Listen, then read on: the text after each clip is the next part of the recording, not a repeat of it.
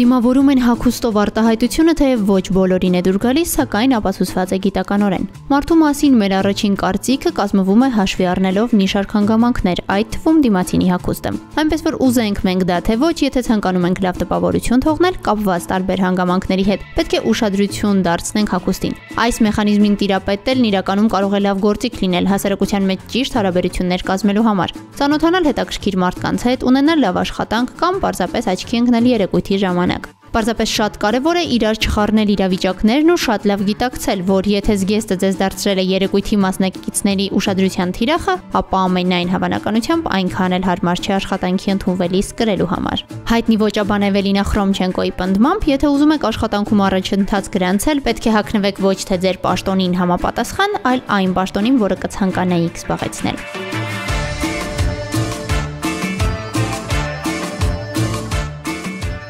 Հետևաբար աշխատանքի ընդունվելու համար հարցազրույցի գնալուց առաջ պետք է լավ գիտակցել, թե ինչ հաստիքի համար եք դիմում։ Բանկում աշխատանքի համար հարցազրույցավարը դժվար թե գնահատի ձեր պատրված ջինսերով ու նորաձև կեդերով կրեատիվ լուքը։ Մինչդեռ ազատ գրաֆիկով ֆիզիկական ակտիվություն պահանջող ստեղծագործ աշխատող փնտրող գործատուին էլ կվանի ձեր խիստ կոստյումը։ Ցանկացած պարագայում, թե աշխատանքի ընդունվելիս է կարևոր գործընկերոջ կամ պարզապես նոր մարդու հետ ծանոթանալիս, հաշվի առեք նաև, որ ցանկալի չէ դիմացինը հասկանա, թե որքան շատ ջանք եք թափել հագուստն ընտրելիս։ Դա նույնպես կարող է վանող հանգամանք դառնալ։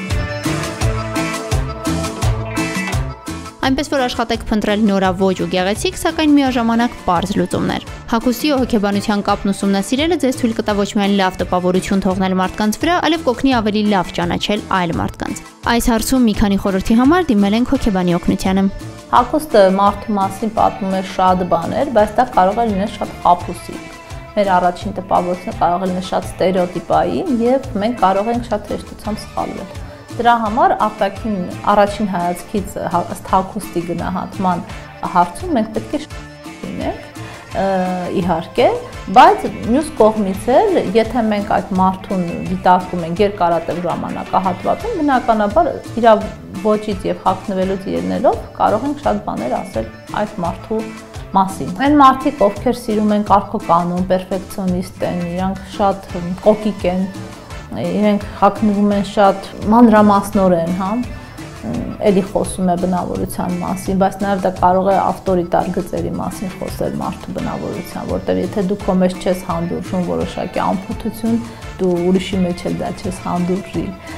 Թատերական տիպի մարդիկ, ովքեր արվեստի, հա, ավելի էմոցիոնալ մարդիկ, սիրում են ավելի ազատ սիլուետներ,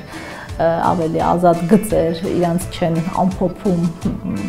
ձիգ ֆորմաների մեջ։ Սկսեցինք դիմավորում են հագուստով արտահայտությամբ, սակայն հիշում ենք նաև շարունակությունը, ճանապարհում են խելքով, այնպես որ արտաքին դետալներով տարվելով բովանդակության մասին մի մոռացեք։